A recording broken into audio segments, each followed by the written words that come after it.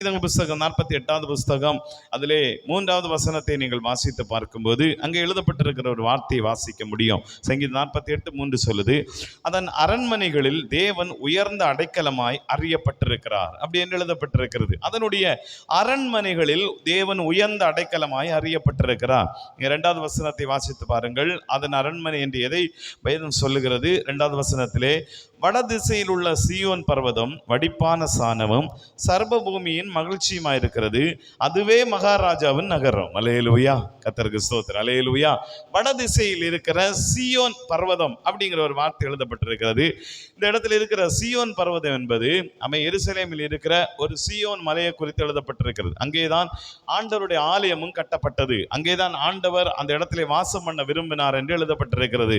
சங்கீதம் 132வது புஸ்தகம் அதிலே 13வது வசனத்தை வாசிக்கும் போது, சங்கீதம் 132:13வது வசனத்தை வாசிக்கும் போது அங்கே எழுதப்பட்டிருக்கிறது, கர்த்தர் சீயோனை தெரிந்து கொண்டு அது தமக்கு வாசஸ்தலமாகும்படி விரும்பினார் அப்படி என்று சொல்லப்பட்டிருக்கிறது. கர்த்தர் சீயோனை தெரிந்து கொண்டால் அது தமக்கு வாசஸ்தலமாகும்படி விரும்பினார் அப்படி என்று சொல்லப்பட்டிருக்கு. அப்போ இந்த சீயோன் என்கிறதை ஆண்டவர் விரும்பினார் என்று எழுதப்பட்டிருக்கிறது. சீயோனை குறித்து தான் இந்த இடத்துல சொல்லப்பட்டிருக்கிறது.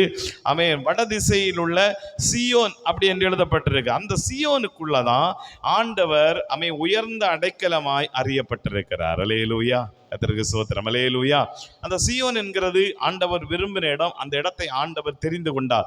எதற்காய் என்றால், தேவனுடைய ஆலயம் கட்டுப்படியாய், தேவனை ஆராதிக்கிற ஜனங்கள் கூடி வரும்படியாய் அந்த சீயோனை தேவன் தெரிந்து கொண்டார். அந்த தெரிந்து கொண்ட இடத்தை தான் இங்க சொல்ல வர்றாரு.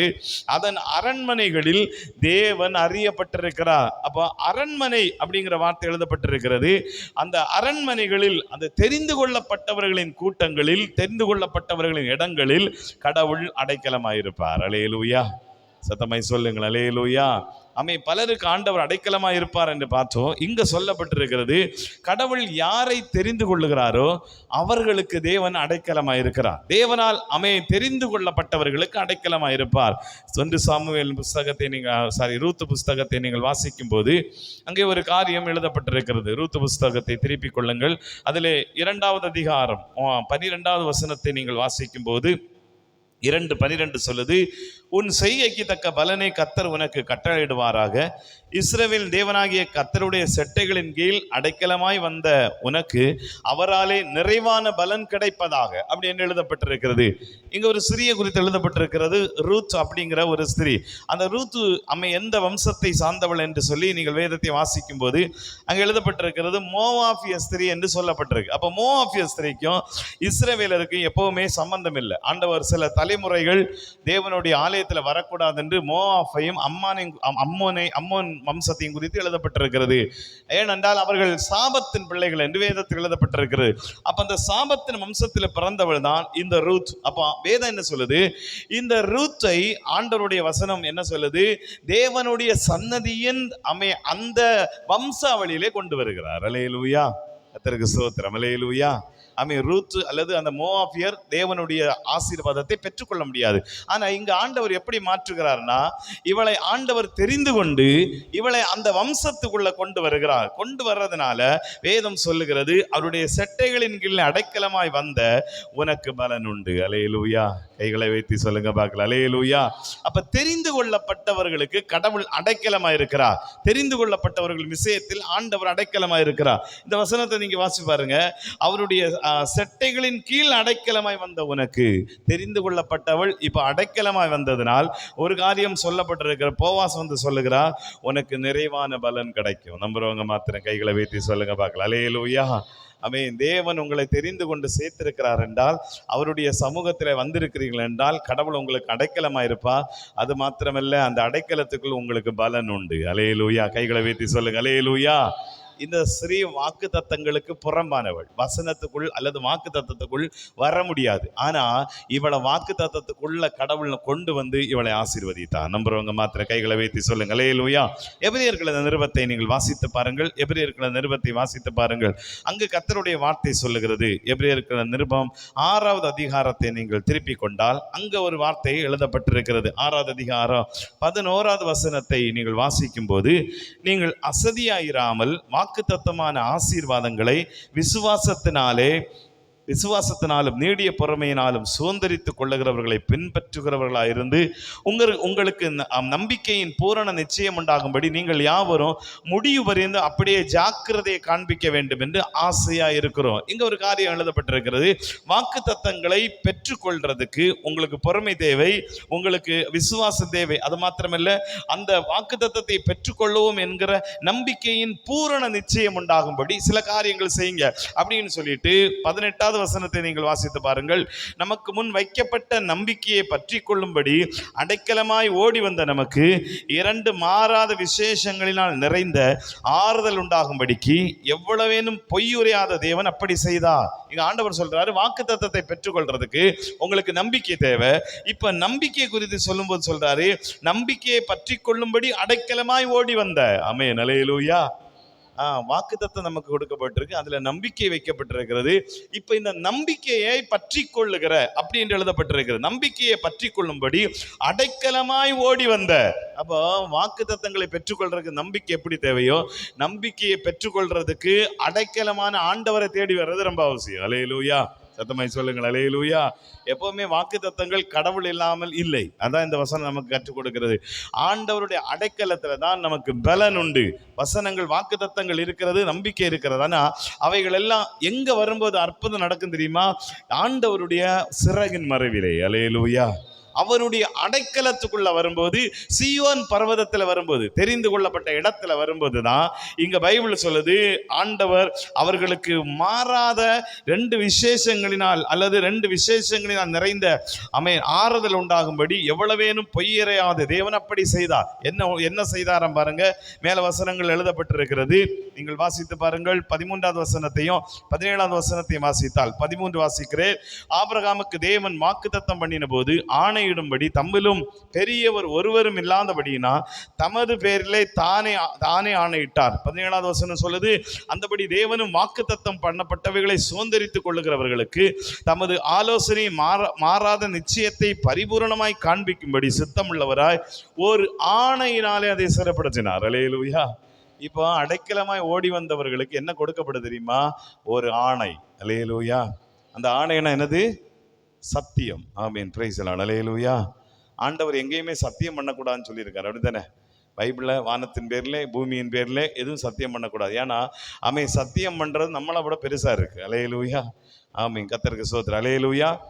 இங்க ஆண்டவர் சொல்றாரு, அவரை விட பெரிய ஆள் ஒன்று இல்லாததனால் தன் பேரிலே சத்தியம் பண்ணினார். கைகளை வைத்து சொல்லுங்க பார்க்கலாம். அல்லேலூயா. இப்ப ஆணையிட்டு கொடுத்திருக்கிற என்னன்னா, ஆபிரகாமுக்கு ஒரு ஆணை உண்டாயிருச்சு. தேவன் வாக்குத்தத்தம் பண்ணின போது ஆணையிடும்படி தம்மிலும் பெரியவர் ஒருவரும் இல்லாதபடியா தமது பேர்ல தானே ஆணையிட்டு, நிச்சயமாகவே நான் உன்னை ஆசீர்வதிப்பேன். இது யார் பேர்ல ஆணை? ஆண்டவர் பேர்ல ஆணை. அல்லேலூயா. அவரே சொல்றாரு, என் பேர்ல ஆணை. அப்ப நான் மாறினால் உனக்கு நான் கொடுத்திருக்கிற வாக்குத்தத்தமும் மாறும். அல்லேலூயா. நம்புறீங்களா? அல்லேலூயா. ஆண்டவர் மாற மாட்டார். அதனாலதான் ஆண்டவர் எதுலேயும் ஆணை இடாதீங்கன்னு சொன்னாரு. வானத்துல போடாதீங்க, ஏன்னா வானம் ஒரு நாள் காணாம போயிடும். அல்லேலூயா. பூமி மேல சத்தியம் பண்ணாதீங்க, பூமி ஒரு நாள் காணாம போயிடும். உங்க அப்பா மேல சத்தியம் பண்ணாதீங்க, அப்பா ஒரு நாள் செத்து போயிடுவார். அல்லேலூயா. அம்மையானன்னு சொல்லாதீங்க, ஒரு நாள் செத்து போயிடுவாங்க. என் மேலேயே சத்தியம் பண்ணக்கூடாது, நானும் இருக்க மாட்டேன். இருக்கீங்களா? ஸ்தோத்திரம். அல்லேலூயா. நம்ம எல்லாம் நிரந்தரமற்றவர்கள். அதனால ஆண்டவர் சொன்னாரு, நான் என் மேலே ஆணையிடுறேன், ஏன்னா அவர் தான் நிரந்தரம். நம்புறவங்க மாத்திரம். அல்லேலூயா. அப்ப அவர் மாறுவதில்லை. அவர் மாறாததுனால அவர் தம் பேர்ல ஆணையிட்டார். உலகத்துல என்ன எத்தனை மேல ஆணையிட்டாலும் அது மாறும். ஏன்னா அது நிரந்தரம் அல்ல, அது சேஞ்ச் ஆகும். அப்படி சேஞ்ச் ஆகுதுன்னா இந்த ஆணையும் சேஞ்ச் ஆகும். அல்லேலூயா. அதான் அதனுடைய அர்த்தம். ஆணையும் சேஞ்ச் ஆகும். ஆண்டவர் உலகத்திலே வைத்திருக்கிற எல்லாம் சேஞ்ச் ஆகிறதுனால் நம்ம சத்தியம் பண்றவங்க அது சேஞ்ச் ஆகும்போது சேஞ்ச் ஆயிரும். அதான் அதை சொல்ல வராது. ஆனா சேஞ்ச் ஆகாத ஒருத்தர் உண்டுன்னா இயேசு மட்டும்தான்.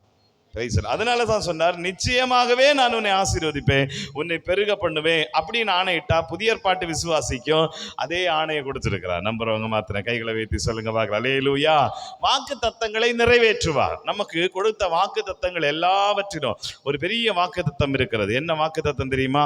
1 யோவான் புஸ்தகத்தை திருப்பிக் கொள்ளுங்கள். 1 யோவான் புஸ்தகம் 2வது அதிகாரம் 25வது வசனத்தை நீங்கள் வாசிக்கும் போது தேவன் நமக்கு கொடுத்த எல்லா வாக்கு தத்தங்களிலும் காட்டிலும் பெரிய வாக்குத்தத்தம். என்ன வாக்குத்தத்தம் அப்படின்னா, எழுதப்பட்டிருக்கிறது, நித்திய ஜீவனை அளிப்பேன் என்பதே அவர் நமக்கு செய்த வாக்குத்தத்தம். கர்த்தருக்கு ஸ்தோத்திரம். அல்லேலூயா. இந்த உலகத்துல பெரிய வாக்குத்தத்தம் என்னன்னா நித்திய ஜீவன். வேற என்ன கிடைச்சாலும் அது டெம்பரவரி, திடீர்னு காணாம போலாம். அல்லேலூயா. இஸ்ரவேலுக்கு என்ன கொடுத்தாரு? கானானை கொடுத்தாரு, அப்படித்தானே? கானான் கொடுத்தார். ஆனா இஸ்ரவேலர்கள் கடைசி வரைக்கும் கானான்ல இருந்தாங்களா? அப்பப்ப போயிட்டு வருவார்கள். அல்லேலூயா. இன்னைக்கு வரைக்கும் 1.5 கோத்திரம், யூதா கோத்திரமும் பென்யமீன் கோத்திரமும் பாதி மட்டும்தான் இன்னைக்கு அவங்களுக்கு சுதந்திரம். மற்றவங்க எங்க போனாங்கன்னு?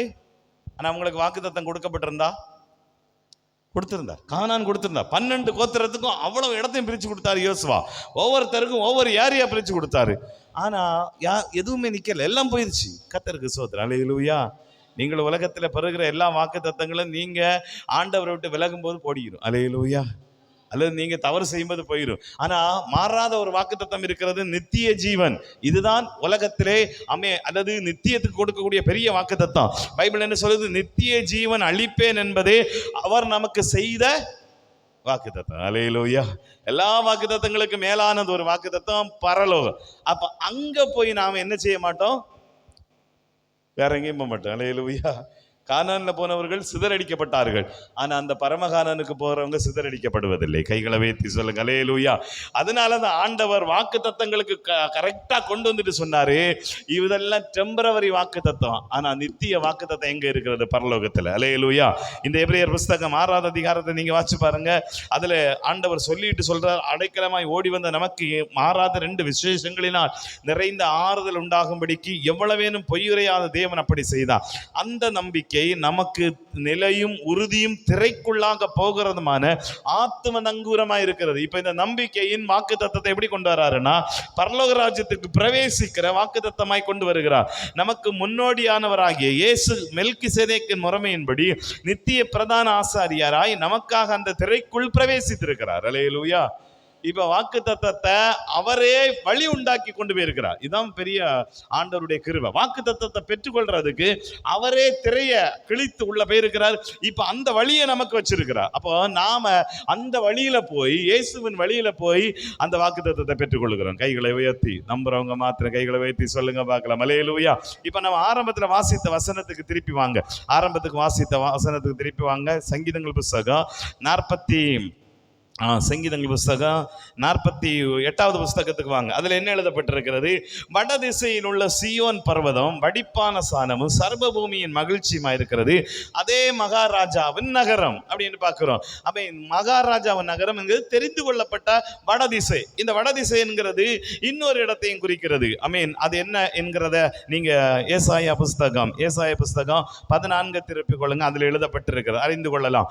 14வது புஸ்தகத்தை திருப்புங்க. அதுல 13வது வசனத்தில் என்ன எழுதப்பட்டிருக்கிறது? 12 நீங்கள் வாசித்தால், அதிகாலையின் மகனாகிய விடிவெள்ளியே, வானத்திலிருந்து விழுந்தாயே, ஜாதிகளை ஈனப்படுத்தினவனே, நீ தரையில் விழவிட்டாயே, நான் வானத்திற்கு ஏறுவேன், தேவனுடைய நட்சத்திரங்களுக்கு மேலாய் என் சிங்காசனத்தை உயர்த்துவேன், வடபுறத்தில் உள்ள ஆராதனை கூட்டத்தின் பர்வதத்திலே வீற்றிருப்பேன். இங்க நீங்க ஒரு காரியம் புரிஞ்சுக்கணும்.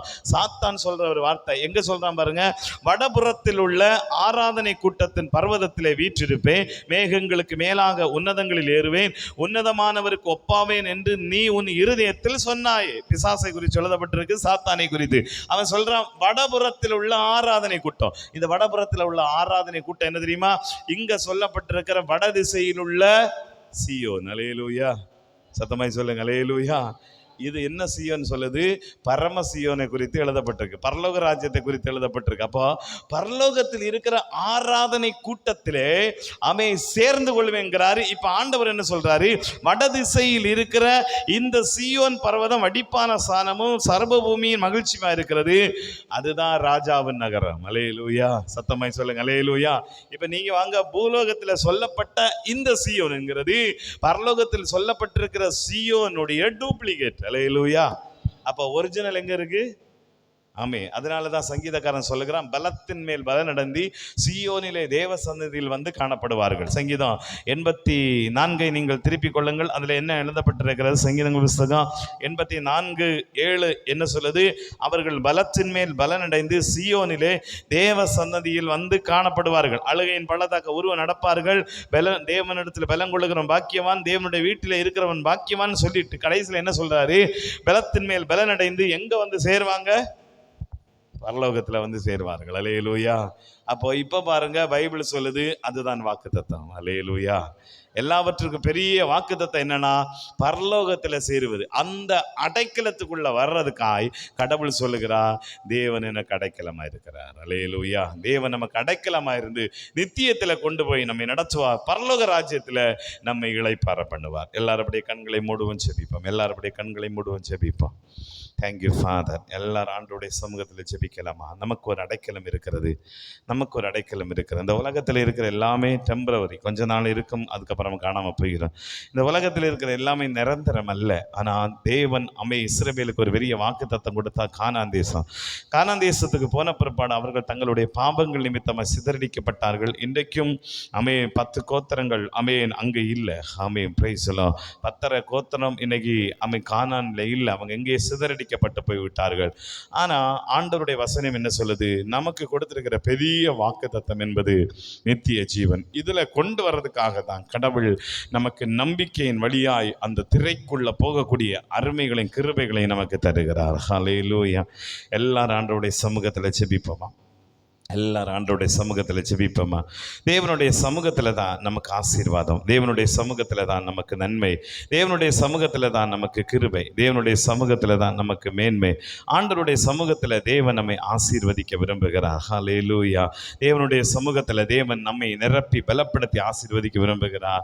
ஒரு மனிதனுக்கு கடவுள் கொடுக்கிற ஒரு பெரிய வாக்குத்தத்தம் என்பது நித்திய ஜீவன். நித்திய ஜீவன் அதுதான் கடவுள் கொடுத்திருக்கிற பெரிய வாக்குத்தத்தம். அந்த வாக்குத்தத்தம் ஒரு நாளும் மாறுவது இல்லை. அந்த வாக்குத்தத்தம் ஒரு நாளும் நம்மை விட்டு விலகுவதில்லை. அந்த வாக்குத்தத்தம் ஒரு நாளும் நம்மை விட்டு போவதில்லை. அந்த வாக்குத்தத்தம் ஆண்டவர் நமக்கு தம்முடைய இரத்தத்தினால் நமக்கு கொடுத்திருக்கிறார். அந்த நம்பிக்கையை பெற்றி கொள்ளும்படி ஓடி வந்த நமக்கு ஓர் ஆணையும் கொடுத்திருக்கிறார். அந்த ஆணையை வேற யார் மேலேயும் போடல. அந்த ஆணையை தன்மேலே போட்டார். அந்த ஆணையை தன்மேலே போட்டார். ஏனென்றால் இந்த உலகத்தில் மாறாத ஒருத்தர் உண்டுண்டா, இயேசுதான். வானத்தின் பேரில் சத்தியம் பண்ணாதீங்கள், பரிசேயன் சத்தியம் பண்ணாதீங்க, பூமியின் பேர்ல சத்தியம் பண்ணாதீங்க. ஏனென்றால் இவைகளெல்லாம் நிலைக்காது. எது ஆண்டவருடைய சிங்காசனமும் ஆண்டவருடைய பாதபடியும் என்று சொல்லப்பட்டிருக்கிறது. ஹல்லேலூயா. ஹல்லேலூயா. இவைகளெல்லாம் ஒரு நாள் மாறி போயிடும். ஆண்டவர் அவைகள் எல்லாம் விட்டு விலக்குவார். ஆனா மாறாத ஒருத்தர் உண்டென்றால் இயேசு மாத்திரம் தான். அதனால தான் அவர் சொன்னார், நான் என் பேர்லே சத்தியம் போடுகிறேன், நிச்சயமாகவே நான் உன்னை ஆசீர்வதித்து உன்னை பெருகவே பெருக பண்ணுவேன். இதுதான் ஆண்டவர் ஆபிரகாமுக்கு கொடுத்த வாக்குத்தத்தம். நமக்கும் ஆண்டவர் வாக்குத்தத்தம் கொடுத்திருக்கிறார். நிச்சயமாக ஒரு நித்திய ஜீவனை தேவன் நமக்கு தரப்போகிறார். நித்திய ஜீவனை நமக்கு அளிப்பேன் என்பதை அவர் நமக்கு கொடுத்திருக்கிற பெரிய வாக்குத்தத்தம். ஆபிரகாம் எப்படி நம்பிக்கையோட ஓடி வந்தானோ, அடைக்கலத்துக்குள்ள ஓடி வந்தான், அது மாதிரி தேவன் பேர்ல வைத்திருக்கிற நம்பிக்கையில நாம ஓடி வரும்போது ஆண்டவராகிய தேவன் நம்மையும் சேர்த்து கொள்ளுகிறார். பிரஜாதியா இருந்த சாபமா இருந்த மோவாபிய ஸ்திரியை கர்த்தர் தெரிந்து கொள்ளுதலின் அடிப்படையிலே அவளை தம்முடைய நம்பிக்கைக்கு வாக்குத்தத்தத்துக்குள்ள கொண்டு வந்தார். அது மாதிரி சாபமும் அசுத்தமும் நிறைந்த தேவனால் ஆசீர்வதிக்க முடியாத நிலைமையில் இருந்த நம்ம இதே போல் தெரிந்து கொள்ளுதலின்படி சீயோன் என்பது தெரிந்து கொள்ளுதல். சீயோன் என்பது பரம சீயோனையும் குறிக்கிறது. ஹல்லேலூயா. அங்கே பூலோகத்தில் சீயோன் தெரிந்து கொள்ளப்பட்ட இடம், பரலோகத்தில் தெரிந்து கொள்ளப்பட்டவர்கள் இருக்கிற இடம். ஹல்லேலூயா. எல்லாரும் ஜெபிக்க போறோம். சீயோன் பூலோகத்திலே தெரிந்து கொள்ளப்பட்ட இடம். ஆனா பரம சீயோன் தெரிந்து கொள்ளப்பட்டவர்களின் இடம். நம்ம ஆண்டவர் தெரிந்து கொண்டிருக்கிறார்.